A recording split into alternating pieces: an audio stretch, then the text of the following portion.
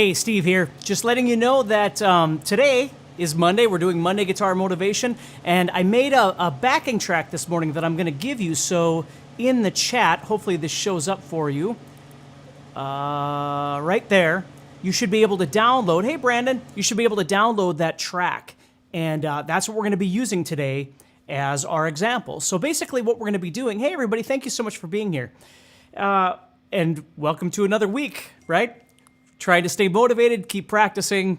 If you live in the Midwest where I am, it's been brutal with a lot of snow, and now we've got a lot of cold, so we need some motivation for sure. Hey, Carmela, Alan is here, very cool. So basically, with that track, hopefully you can see that link there. I'll try and throw that in there a couple of times for you. You can download that track, and what we're gonna be doing here is instead of getting, off in the weeds with modes, what I wanna focus on today is basically you're going to take this track and you're going to start exploring what a scale sounds like over different chords. So what's going to happen here, let me just say hello to a couple people here. Jerry is here, Steven is here, Hamster Man is here, Tim is here, Mike Woodward is here, CJH is here, Louie is here, Cal is here, Donald is here, Austin Mullaney, how you doing? Merry Christmas.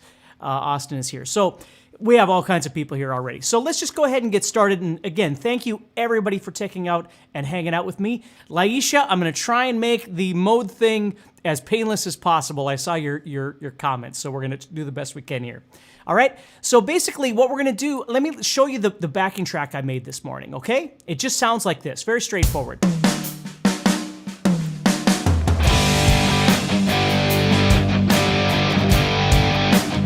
So it's a G chord.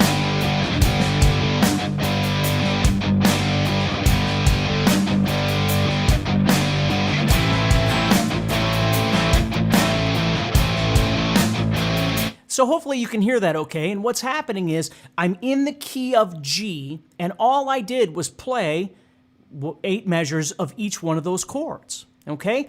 So I'm going to show you a couple things that you can do just to start trying to train your ear to start thinking about how this works, okay? Now, there's a million ways of approaching modes, and again, I don't want to go off in the weeds today because I want to try and make this as painless as possible and have a little fun with this. But the basic gist of what a mode is if you're in the key of G, your main chord is G, and you're going to go other places, and then you're going to come back home to G, and we call that being in the key of G. Okay? And then later on, we learned that we could take the 6th chord, which is E minor, and we could play in the key of G, but emphasize that E minor chord, okay? Because there were similarities between the G and the E minor chord in terms of the pitches that they used. And then we call that being in the key of E minor, right? And so if you take piano lessons, you learn that G major and E minor are called relative keys because they have the same sharps or flats, okay? What a mode says, and not that I'm trying to get into an argument with anybody, but if we think about it, the key of G major and the key of E minor really are the same thing. They're not similar to each other. They are the same thing. The only difference between them is if you're in the key of G, you're emphasizing the G major chord in some capacity, in the rhythm part, in the lead part, whatever it might be. If you're in the key of E minor, it's the same chords, it's the same notes as the key of G. The only difference is now you're emphasizing the E minor chord. So the tonality of your song or whatever it is that you're doing now has that tonality of E minor because E minor is the main chord that you're playing. But the notes haven't changed and the chords haven't changed. So then what happens with modes is you say, okay, well, if we can emphasize the 1 and we can emphasize the 6, why can't we emphasize the 2 chord? And the mode says you can. You can be in the key of G. The 2 chord in the key of G would be A minor. Austin, no, not Austin. Terry said that. So Terry said, would you go with the Dorian mode? And again, we'll get into this. But so if we were in the key of G and we emphasize the 2nd chord would be A minor. Well, we can't just call it E minor or A minor because then it would be confusing in terms of names because we said E minor. So we use the term Dorian. And what Dorian means is the 2nd chord of whatever key you're in. So if you say you're in A Dorian, it means you're in G major, but you're emphasizing the 2 chord, which is A minor, okay? So if that kind of makes sense, then what we're going to do here is we're just going to take the G major scale and we're going to play it over each one of these chords as they happen, and then you can download this track and you can try this on your own, okay?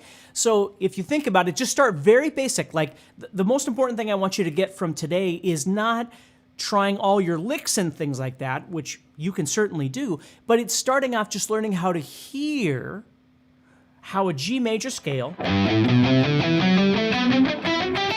in whatever way you play it. I mean, if you play it, whatever it is you do, it doesn't make any difference. That's really not the point of this. Although, again, you can use anything as a practice tool if that's what you're doing. So I'm just going to take the G major scale, and all I'm going to do is play it up and down over these chords. But as I'm doing that, what I want to start trying to do is kind of start listening to how the notes are responding over the G chord versus the A minor chord versus the B minor chord, which is the 3 chord, which is the C major chord, which is the 4, and the D major, and so on.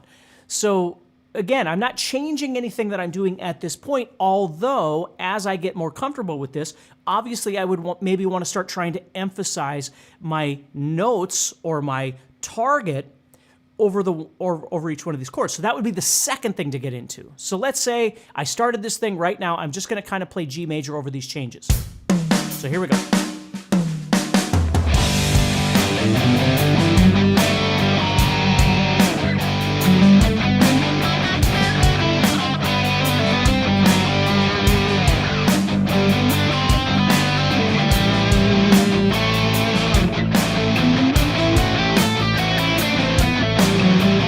Here it's A right now, A minor. Now,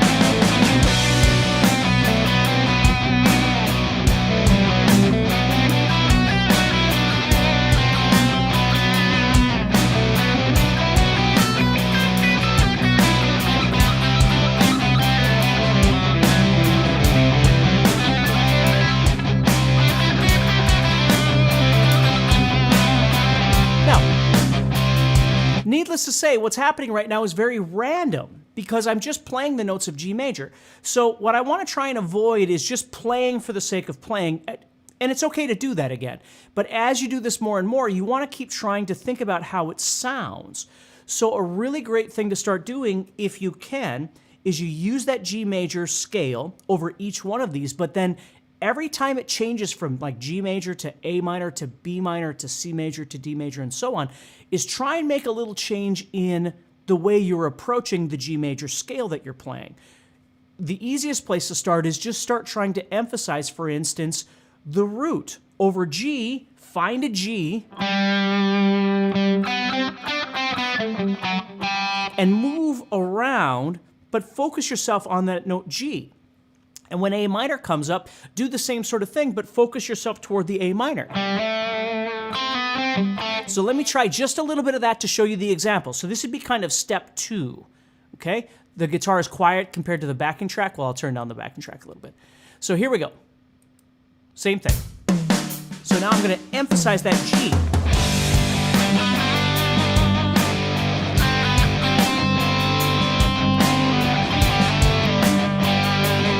Okay, now I know A is coming.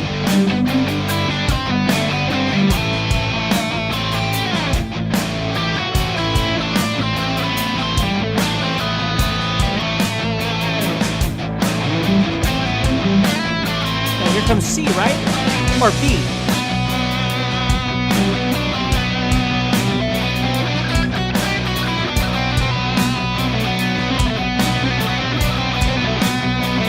Now here comes C.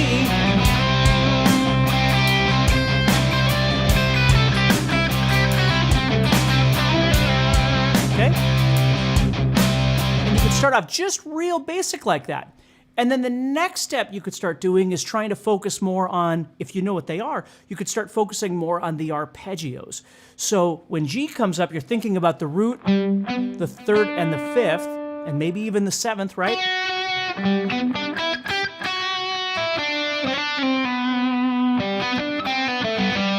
And then when, let's see here. Okay, So hopefully that makes sense. So then you start doing the arpeggios if you can. Now you can still use the scale, but if you can see those arpeggios a little bit, you can start using those a little bit.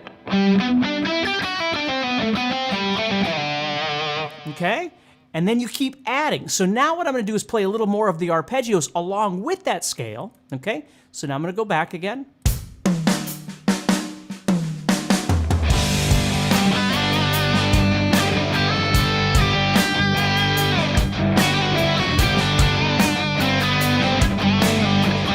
Now here comes A minor. So I start thinking about A, C, and E.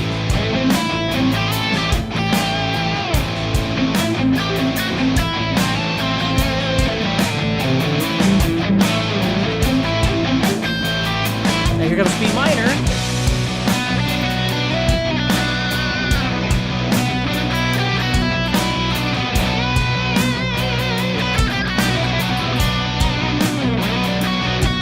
And C.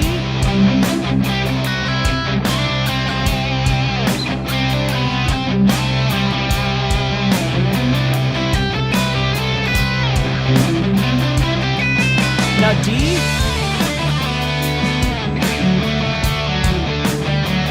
Okay? Now you can see how, let me stop this for a second. We just keep expanding. So again, part of this is that you're using these chords to hear the differences with using the same 7 notes, but over different chords. And when we do that, we don't want to focus on licks and arpeggios and different things like that. We just want to start off by just learning how to listen. Nice and slow. You could play very slow over the top of this. And then the next thing you can do is just start giving this a bit of direction so you can hear, if you start emphasizing the note G over G, or A over the A minor, or B over the B minor, that sort of thing, it starts kind of pushing this in a direction. And then the next step above that is that you can start trying to play actual arpeggios over the top of each one of these, along with everything else that you're doing. And again, you don't need to be in any hurry for this. You might just focus on the first step, and that's all.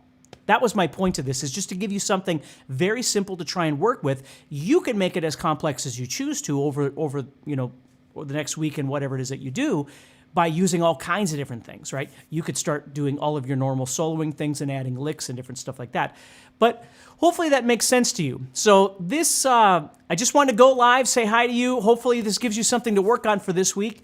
And have a Merry Christmas and Happy Holidays and everything that you've got going on in your world. And try and stay warm if you're in the Midwest like I am. And practice this. And remember, I'll add that link one more time here to make sure that you've got this. And it's not popping up. Oh, there it is. Perfect. So hopefully you can download that track. You can mess around with it. Let me know if it's working for you. And always, as usual, go ahead and check out guitar-zoom.com and check out the courses and the membership and stuff like that we have. And stay positive and take care and keep